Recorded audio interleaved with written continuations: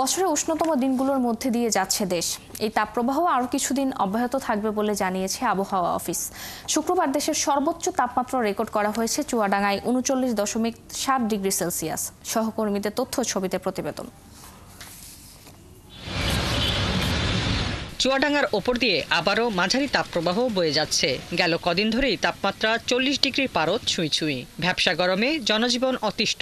আবহাওয়া অফিস বলছে, চলতি মৌসুমে 1 থেকে 3টি মৃদু ও মাঝারি এবং 2টি তীব্র তাপদাহ বয়ে যাওয়ার শঙ্কা রয়েছে।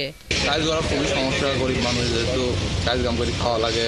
তাপমাত্রা খুব বেশি, এই যে খালি গায়ে বসে আছে দোকানের ওপর দেখছেন, প্রচন্ড গরম, কাজ করা যাচ্ছে না। রাজশাহীতে শুক্রবার বেলা 12টায় শহরের তাপমাত্রা রেকর্ড করা হয়েছে 37 ডিগ্রি সেলসিয়াস।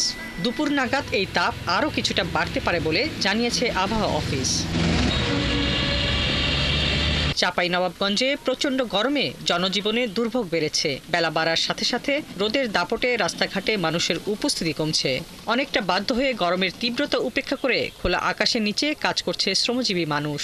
বাড়িতে থাকতেও খুব গরম লাগছে এবং প্রয়োজনীয় খুব গুরুত্বপূর্ণ কাজ না থাকলে আসলে বাইরে বের হয়ে চলাফেরা করা প্রায় অসম্ভব হয়ে উঠছে। একেবারেই অসহনীয় তাপমাত্রা। কোনো রকমে আখের জুস বা লেবু পানি খেয়ে একটু স্বস্তির নিঃশ্বাস ফেললাম। যশোরে তাপমাত্রা বাড়ছেই, ঘরে বাইরে সমান গরম থাকায় শ্রমজীবী সহ বেশিরভাগ মানুষ বিপাকে পড়েছেন।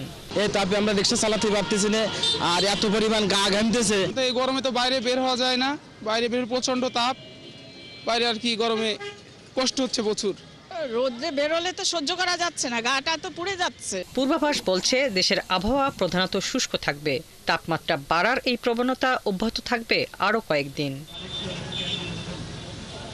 হাসিবা আলী বর্ণা, ৭১।